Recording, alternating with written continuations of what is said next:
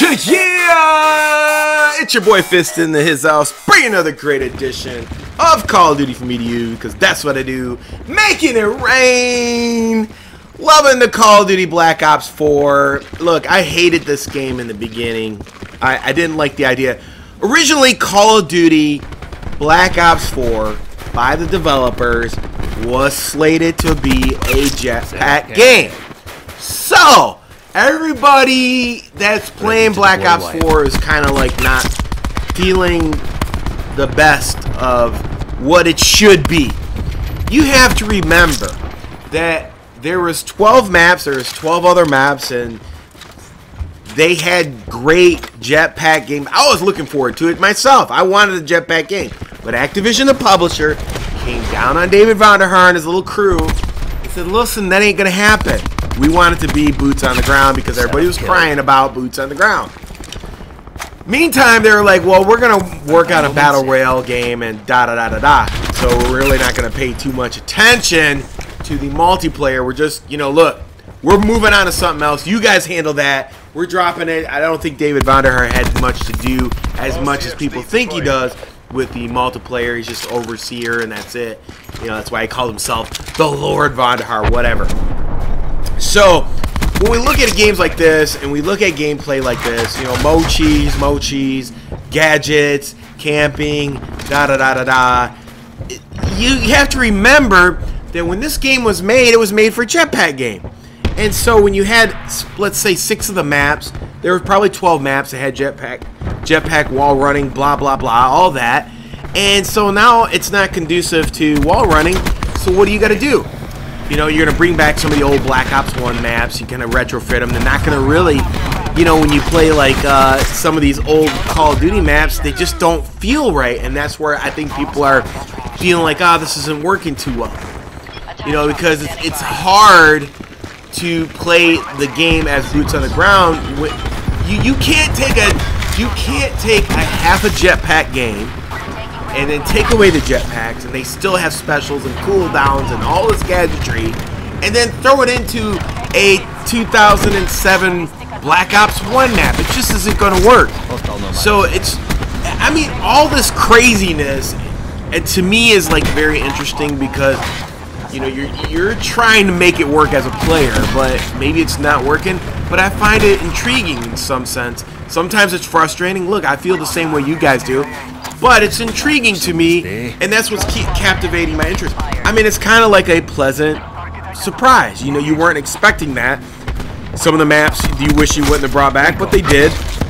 And so when we look at how the gameplay is being dispersed and how people are hating on things, you know, it's just what Treyarch was forced, their hand was forced by the publisher, and that's what you're playing with. There's no real sense or rhyme or reason to it, because literally it's like 3 multiplayers mashed into one. You got jetpacks, you got half a jetpack game, half a jetpack maps, and then you got Black Ops 1's maps with half a boots on the ground type game. So you got like half and half, and you push those two together, and it's like, well, I gotta make it work somehow. So some maps like this one, you know, you could play camping, cheesy mode, LMG, character, but hey, don't hate the player, hate the game.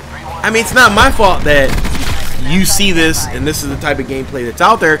It's just what they give you. SMGs are terrible. So, you know, when they give you 150 health and the SMGs are irrelevant, what does that leave you with? It leaves you with LMGs, the ICR, and the snipers are godly.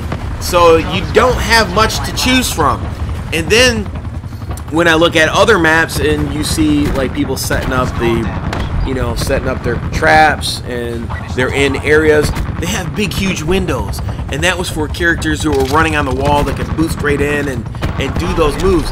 Now they have to mantle into those spots, and it's not that easy. And so it's very hard to get characters that were built, you know, because when we look at characters like Torque, you know, Torque has a barricade and wires. It's really hard to get through that with boots on the ground. But that's not the way it was intended to be played, because if it was jetpacks, all you would have to do is go over the top of that character, and he would be the most irrelevant character in the game. So they had to figure out how to balance that and give the characters some weapons and so they had to balance the weapons. So this is a very weird Call of Duty, but you know, you just have to take for what it is. It's a tons of things. It's tons of things. It's tons of half finished, half unfinished, half of boots on the ground, half of not on the ground. So you just got to take it for what it is. And if you can't accept that, I understand. I mean, a lot of people, if they haven't been around since day one, they're not going to know all these things. So they're not going to know what this Call of Duty represents. So it's basically a mashup Call of Duty collage. I would call it like probably Black Ops 2.5 Pro. That's what I would probably call it. It's probably gonna be the title of the video. But anyways, I hope you enjoyed the video. If you guys like these videos, give it a thumbs up, and I'll do more videos in the future. Until next time, it's your boy Fist. Peace. I'm out.